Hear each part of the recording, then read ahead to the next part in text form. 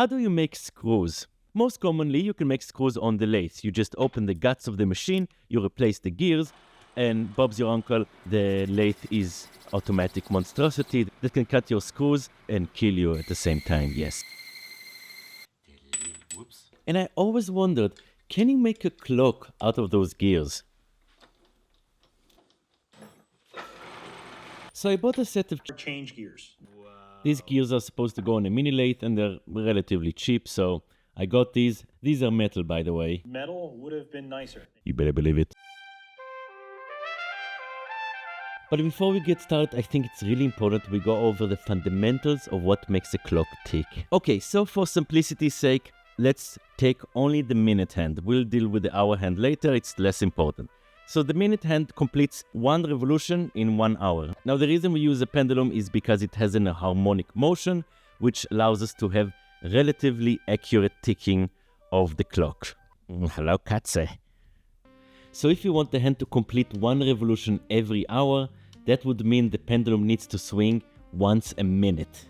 As you might have guessed, making the pendulum swing every minute means that the pendulum needs to be extremely long. I'm talking, 100 meters long, which is insane. For that reason, most clocks set the pendulum to swing every second or 2 or maybe half a second, something like that. Cool, so that's 1 swing per second, meaning 60 swings, that's 60 seconds. And now we need to bring that to 1 hour, so that's, again, times 60. Let's bring the gears, baby. We cannot have a gear with 1 tooth, so let's do, 3 to 180, right? Well, in theory, that's possible, and maybe I will do this clock one day. I don't know. An easy arrangement would be the 30, 40, 50, I would say, where the smaller gears or the pinions have 10 teeth. It's oversimplified, but basically we get 1 to 60 with 3 sets of gears. Okay, cool, so let's do that. The only problem is that I don't have those gears. I mean, I do have a 30-tooth gear or 40, but I don't have the really small ones like the 10-tooth, which is a bigger problem than you might think. Which means we need to be somewhat clever in how we rearrange the gears to get our desired reduction. And this is what I came up with. Okay, so this is how the entire clock should look like. That's at least how I modeled it. So let's start with the escapement fork and wheel.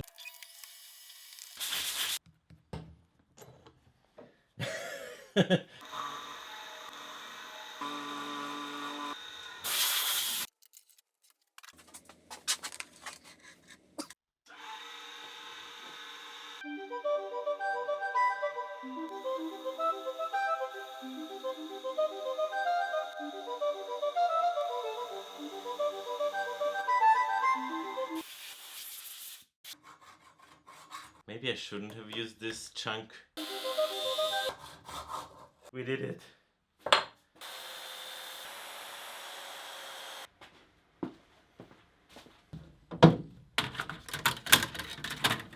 Sweet. Okay, I think I finally got a pretty good one. It looks a little ugly, but I'm happy with ugly. Hello. Okay, let's just make it a little bit more pretty, and so we can laser cut it and make it out of brass.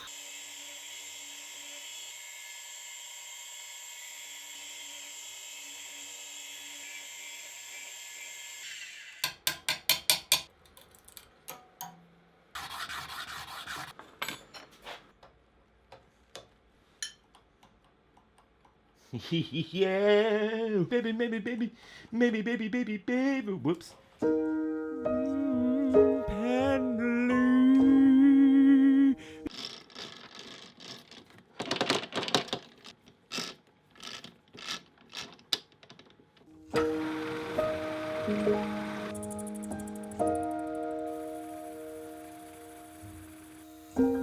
This is a song I wrote for my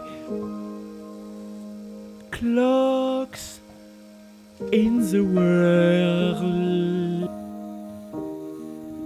For all the clock lovers. This one's for you. pendulum.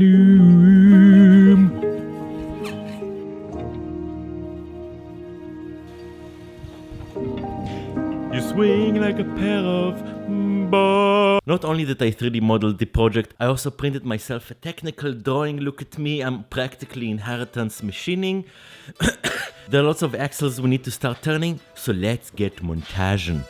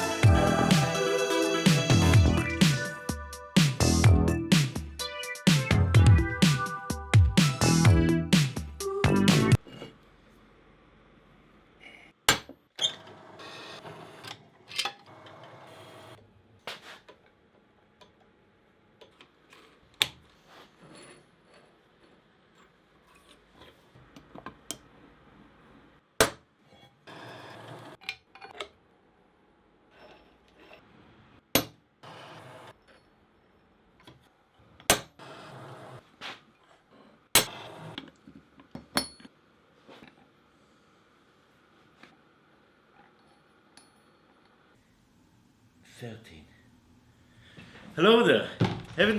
So you're probably wondering, how do we put energy into the clock? Well, batteries are not invented yet, since it's 1970s.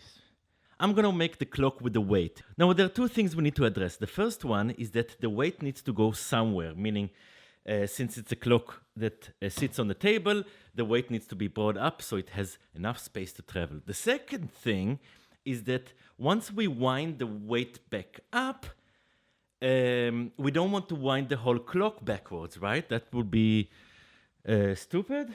Yes. So what we need is some sort of ratcheting mechanism. A ratchet, if you will, or a click spring. Click spring is the clock term.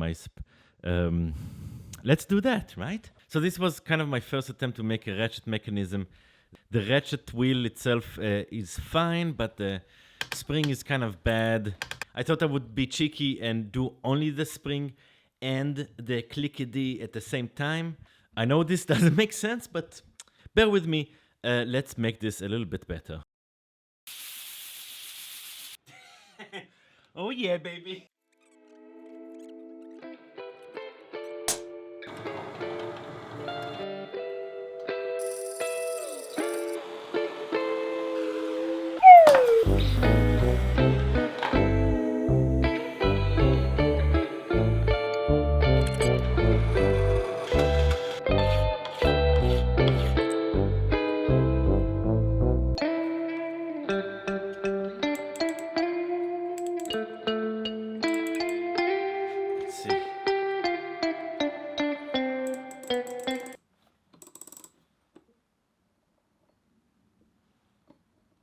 Now I totally forgot that I didn't give the clock any sort of base or legs for that matter. So I'm gonna do that right now, and I thought I would go for classical rounded legs, very traditional. But then I realized what better way to emphasize that this clock is made out of mini lathe gears is by putting the clock on tiny mini lathes. And that's exactly what I've done. I found online a 3D model that I can purchase. I put it in Blender just so I can fix the model. Now, what do I do with the 3D model? I obviously cannot machine this in my shop. Thank you to PCBWay for sponsoring this video, because I send the mini lathe machine to them for 3D printing. Now, I printed them in stainless steel, but you can do that in tool steel, in even titanium, which I didn't even think was a thing. But sure, why not? And let me tell you a small secret, because I have no idea how to export models into 3D printing. I just send them the thing that I bought. and yeah, I think the engineers didn't have a very great time, but they were like, hey dude, do you want the chuck to be connected to the lathe? Just like we don't have to, but did you intend? And I'm like, oh, yes, please just make this work. And they did. And it works deliciously. And here is the final thing. I highly recommend checking out PCBWay. They are your trusted one-step solution, and they offer tons of services like PCBs, obviously, 3D printing, CNC machining, and a lot more. They offer CNC machining in brass, aluminum, titanium, carbon fiber, everything your heart desires. If you're interested, I have an exclusive coupon, which is PCBWay-Uri Tuchman, and you will get $10 off purchases over $30. There are only 20 coupons available, so be sure to check it out. Let's get back to the video. All right.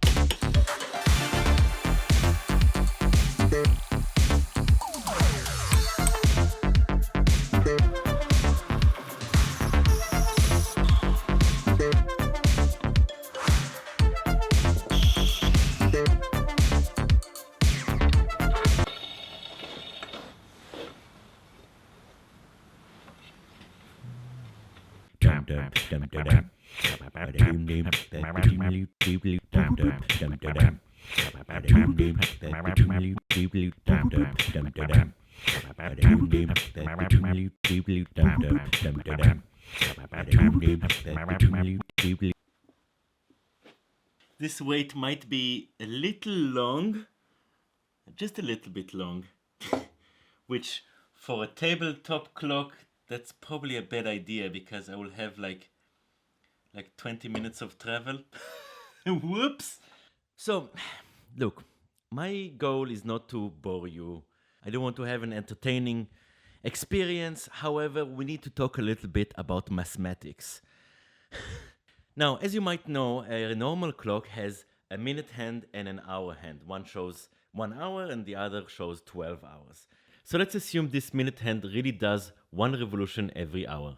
Now let's add the hour hand that will do a revolution every 12 hours. How do we get that? Well, first we reduce the minute hand by 3 by going upwards, and then we reduce it by 4 going back down.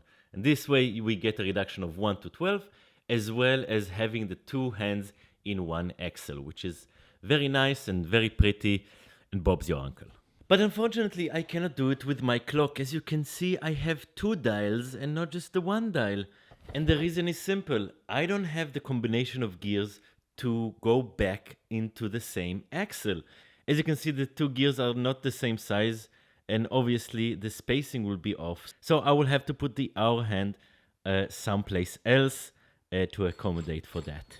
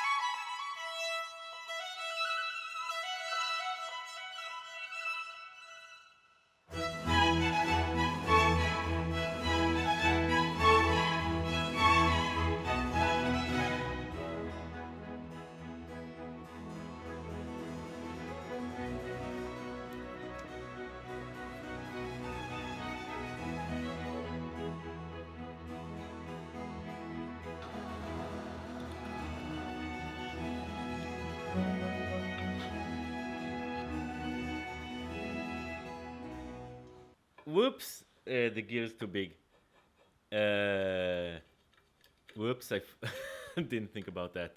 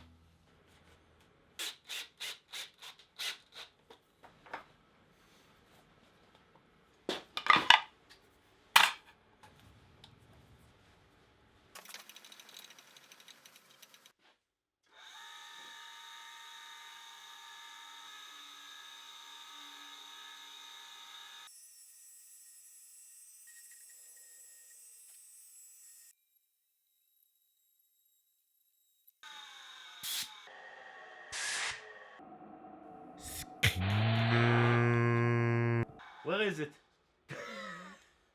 No, I lost it. Oh no. Found it. I found it.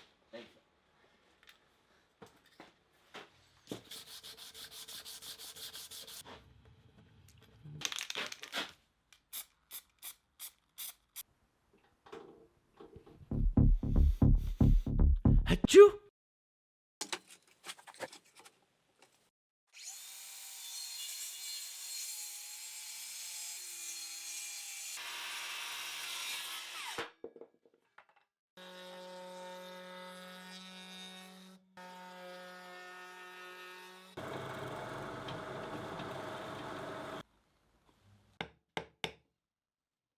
Wait, what?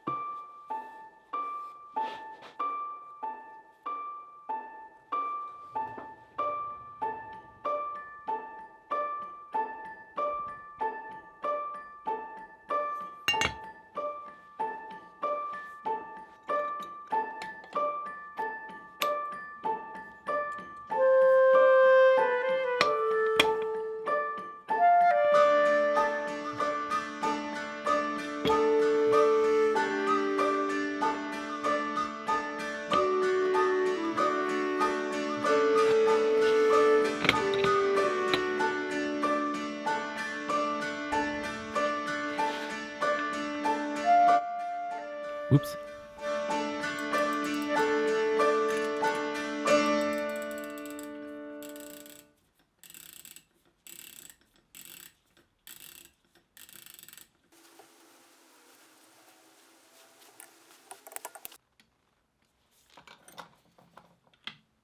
Wait, what is this thing? I haven't seen it in the video.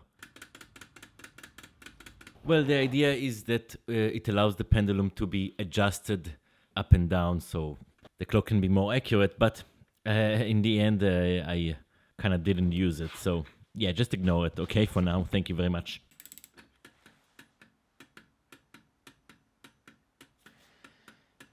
Yes, son of a... is it this? I think we did it. It's a clock made out of lathe gears. Let's see if it works. The only thing is it takes a long time to see how accurate this is, but let's wind this up like the 3 centimeters that we have and let it rip.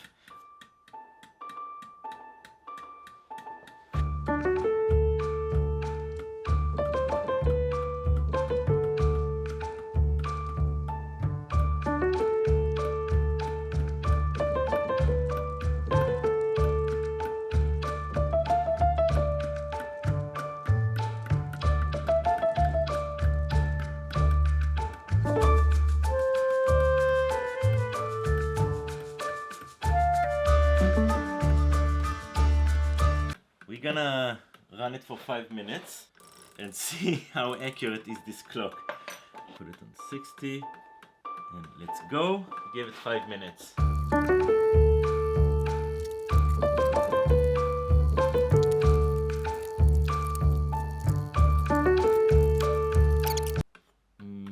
It's fast by about 90 seconds, I would say. So that's 5 minutes on the clock, and that's 4 minutes and 15 seconds. So it's running a little fast. Okay, I managed to make the clock a whole lot more accurate. It only took a pretty long pendulum, which means the clock cannot stand on the table without being on the edge, because that's a problem. But I might have made the math a bit wrong, but you know, proof of concept, it works. It works really well actually. After tuning it up, it seems like it cannot stop ticking, which is good. I was afraid of that, but as far as pendulum length, well, I'm not a hydrologist, so yeah, I'm quite satisfied with the result. All right. Okay, thank you to my Patreons. I love you guys. See you in the next video. Yes.